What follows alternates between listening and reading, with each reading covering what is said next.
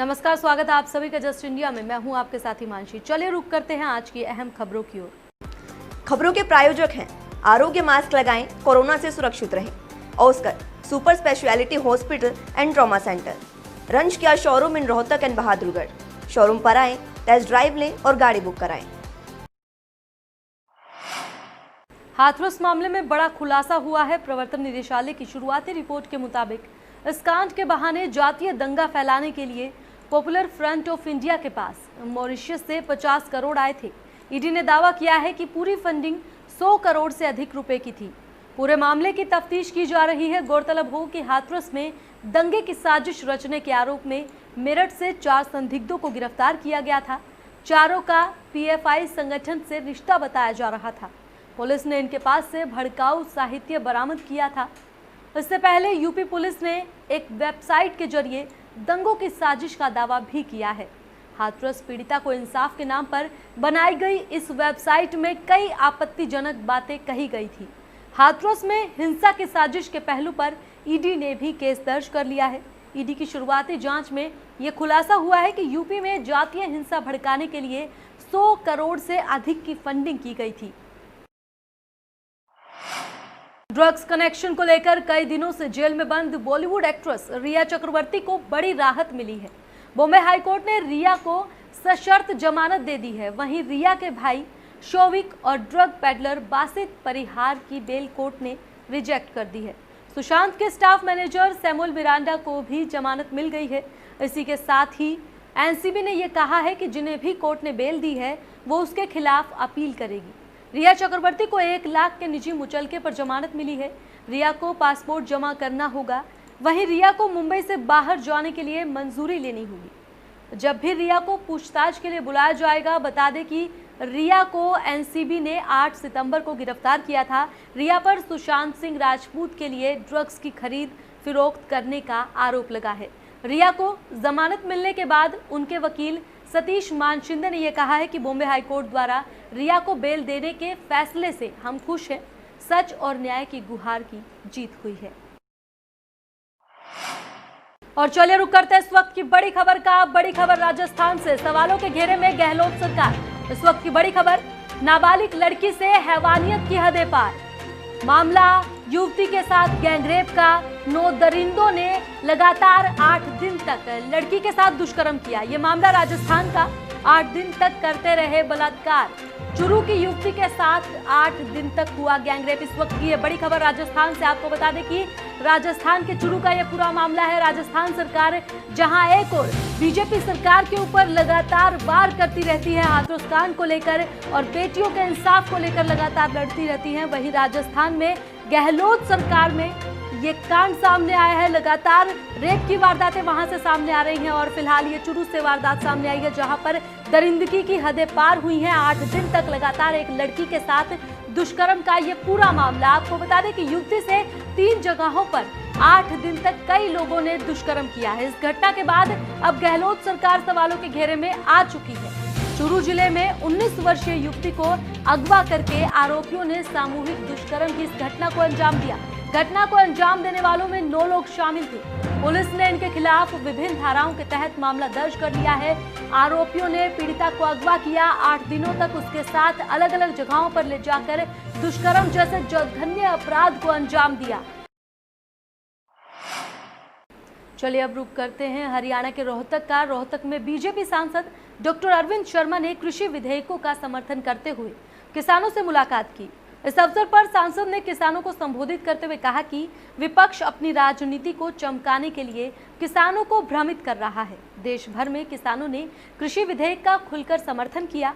इससे साफ है कि देश में लंबे समय से राज करने वाली कांग्रेस पार्टी अब अपना अस्तित्व बचाने के लिए किसानों के नाम पर राजनीति कर रही है, लेकिन किसान विपक्ष के झांसे में नहीं आएंगे।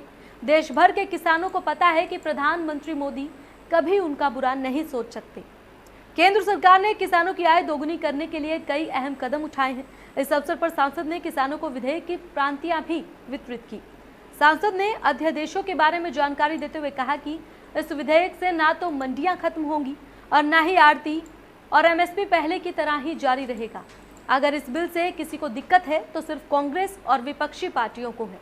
आज देश में कांग्रेस पार्टी पूरी तरह से खत्म हो रही है और अब कांग्रेस किसानों की लड़ाई नहीं बल्कि अपने अस्तित्व को बचाने के लिए किसानों के नाम पर राजनीति कर रही है। राष्ट्रीय जन उद्योग व्यापार संगठन ने रोहतक में शहरी इकाई का गठन किया। इस अवसर पर व्यापार संगठन के प्रदेश संयोजक गुलशन डंग ने शिरकत की। मीटिंग में शहरी संगठन का विस्तार किया गया। संगठन का शहरी अध्यक्ष सुमित सोनी ने कपिल खन्ना को शहरी उपाध्यक्ष नियुक्त किया और मनोज चड्डा को सह सचिव नियुक्त किया गया। वहीं कार्यकारिणी को मनोनीत करते हुए नए पदाधिकारी अपनी जिम्मेदारी को बखूबी निभाएंगे और संगठन को मजबूत करेंगे और व्यापारियों की समस्याओं के लिए संगठन निरंतर अपनी सेवा देगा और किसी भी संघर्ष के लिए पीछे नहीं हटेंगे। उन्होंने स्थानीय प्रशासन से ये मांग उठाई कि त्योहार के सीजन में रविवार को बाजार को खोला जाए क्योंकि व्यापारी पहले ही मंदे की मार से मर रहा है।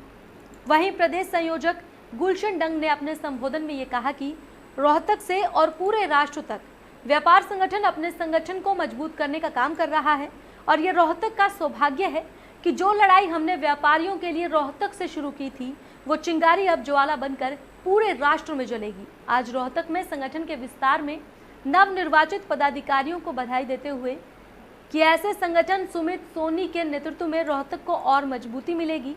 रोहतक का संगठन मजबूती के साथ आगे बढ़ेगा और व्यापारियों के हितों की लड़ाई लड़ेगा। हमारा काम इस फेडरेशन के अंडर सभी व्यापारियों को जोड़ना है, चाहे वो रोहतक के व्यापारी हो, हम उनसे सभी से अनुरोध करेंगे, चाहे वो प्रदेश के पदाधिकारी हो, किसी भी व्यापार संगठन से जुड़े हो और चाहे वो राष्ट्र से संबंधित हो। हमारा लक्ष्य इसके तहत एक छतरी के नीचे लाने का व्यापारियों का काम हमने इससे शुरुआत की है और उसके आगे हमने प्रदेश स्तर पर हमारे प्रधान अशोक बोनीवाला जी, राष्ट्रीय महासचिव विकास गर्ग जी और राष्ट्रीय प्रधान हमारे अमित गुप्ता जी, हमारी उनसे बात होती रहती है।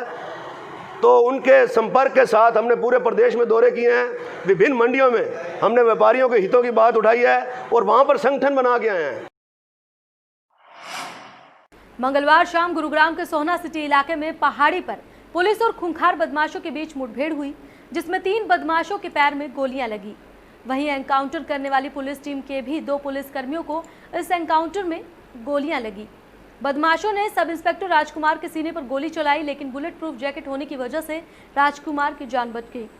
पुलिस से मिली जानकारी के अनुसार तीनों बदमाश शूटर हैं और गुरुग्राम में एक प्रॉपर्टी डीलर की हत्या की वारदात को अंजाम देने के लिए आए थे, लेकिन पुलिस ने सूचना के आधार पर क्राइम ब्रांच की टीम से बदमाशों पर कार्रवाई की। फिलहाल पुलिस के आला अधिकारी मौके पर पहुंचे और फिलहाल मामले की तफ्तीश शुरू हो चुकी है। बता दें कि पुलिस को तीनों बदमाशों से 5 पिस्टल और 100 से अधिक कारतूस बरामद हुए हैं। सभी बदमाश सूबे गुर्जर गैंग के सदस्य हैं। गुरुग्राम के पुलिस कमिश्नर ने एनकाउंटर करने वाले क्राइम टीम को 2 लाख रुपए इनाम देने की भी घोषणा की है। 3 युवक एक पल्सर मोटरसाइकिल पे वहाँ पे आए और जब उनको रोकने की पुलिस ने कोशिश की तो उन्होंने भागने की कोशिश की और फिर पुलिस पे फायर कर दिया।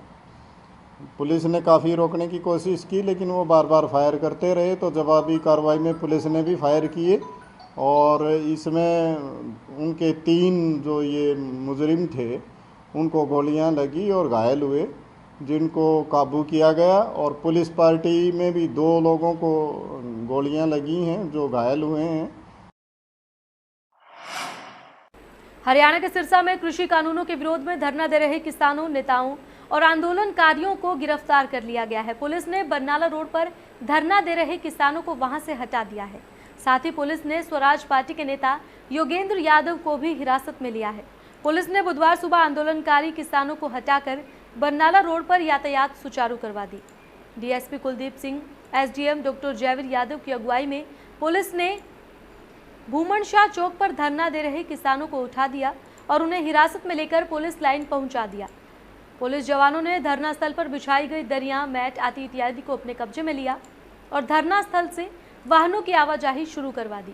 करीब आधा घंटे बाद स्वराज पार्टी के नेता योगेंद्र यादव धरना स्थल पर पहुंचे और उन्होंने कहा कि वो यहीं धरना देंगे। इसके बाद योगेंद्र यादव वहां चौक पर अपने 5-6 साथियों के साथ बैठ गए। बाद में पुलिस ने उन्हें भी हिरासत में ले लिया। उधर डिप्टी सीएम आवास की तरफ जाने वाली सड़क पर भारी संख्या में पुलिस बल मौजूद है। पुलिस अधीक्षक भूपेंद्र सिंह ने कहा कि किसी को कानून अपने हाथ में नहीं लेने दिया जाएगा। उन्होंने बताया कि मंगलवार को प्रदर्शन में उपद्रव करने वालों के खिलाफ भी एफआईआर दर्ज कर ली गई है। शहर की कबीर कॉलोनी में लोगों को हो रही है पीने के पानी की समस्या, जिसके चलते मेयर के निवास पर प्रदर्शन किया गया है। इस दौरान कॉलोनी वासियों ने वार्ड के पार्षद पर कार्रवाई न करने का आरोप लगाते हुए ये कहा है कि इस मामले का संज्ञान में लोगों ने पिछले 1.5 साल में कई बार पार्षद को अवगत करवाया, लेकिन पार्षद की तरफ कोई ठोस कदम नहीं उठाया जा रहा है, जिसके चलते कॉलोनी वासियों ने मेयर के आवास पर जाकर अपनी मांगे रखी।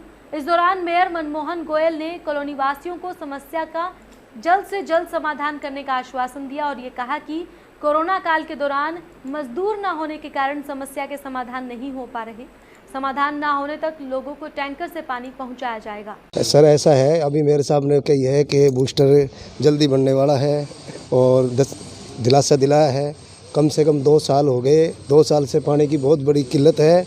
अब ये के बूस्टर का बनना है, मनवाने 2 साल लगे, 3 लगे, इसके लिए अब 2-3 साल और कैसे इंतजार करा जाए। बताओ, पानी की बहुत देखो पब्लिक खड़ी है पीछे, एक लगा लो 1-1 किलोमीटर से पीने का पानी लेके आते हैं घर से। पाइपलाइन तो डल गई है, लेकिन बूस्टर का दोनों तरफ से झगड़ा है, खुदता हुआ काम बंद हो गया।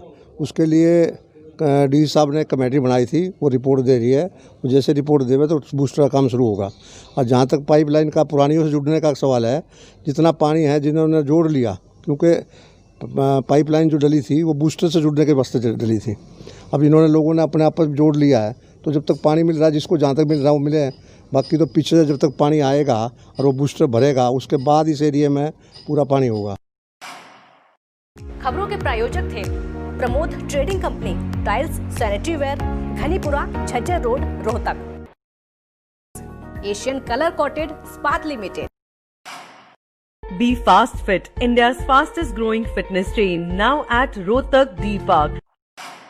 कोरोना महामारी से लड़ने के लिए आरोग्य मास्क लाया है आपके लिए सबसे आधुनिक मास्क। इसके साथ ही आपको मिलेगी आधुनिक PPE किट, वो भी बहुत ही सस्ते रेट पर। contact@arogyamask.com पर जाएं और हमसे संपर्क करें या फिर www.arogyamask.com से जुड़ें। इसके साथ ही आप हमें कॉल कर सकते हैं। हमारा पता है Anand international, plot number 181, sector 25, Panipat, Haryana.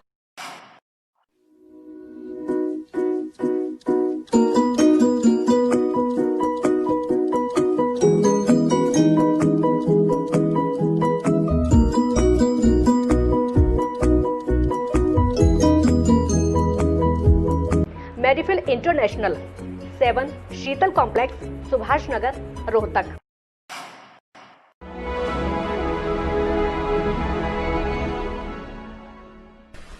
चाचा, आपने नया घर बनवाया है तो घर की छत पर कौन सी शीट लगवाई है?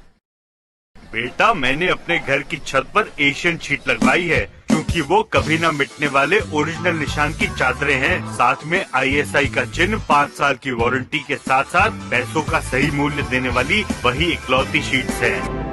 क्योंकि नाम नहीं, पहचान जरूरी है। और फिलहाल इस बुलेटिन में इतना ही, लेकिन आप देखते रहें जस्ट इंडिया। नमस्कार।